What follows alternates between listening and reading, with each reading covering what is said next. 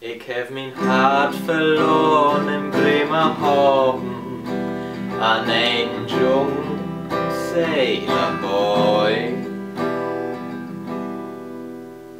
75 Stimmen beim Plattsounds Publikumspreis. Toll, das ist eine ganze Menge. Und deshalb haben wir jetzt exklusiv für euch diese tolle Jubiläumsbox. Schauen wir uns doch mal an, was hier so drin steckt.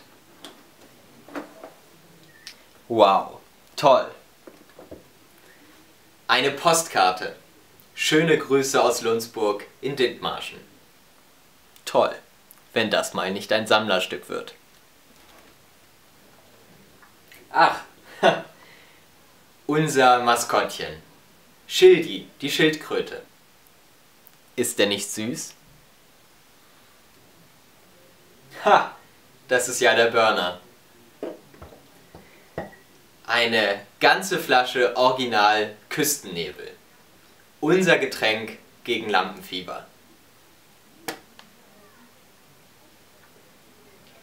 Und was ist das? Was steckt wohl in dieser Schmuckschatulle?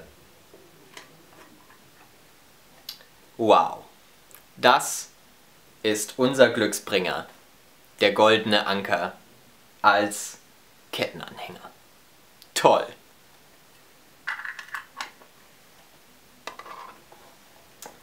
Wow, ein Original Fischerhemd mit den Tourdaten unserer Einmal-um-Spaß-Horn-Tour.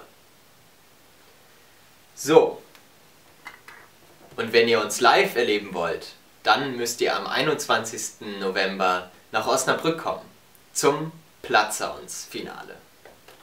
Und jetzt entschuldigt mich, ich muss jetzt noch ein wenig üben. Ich hab mein Hart verloren in Bremerhaven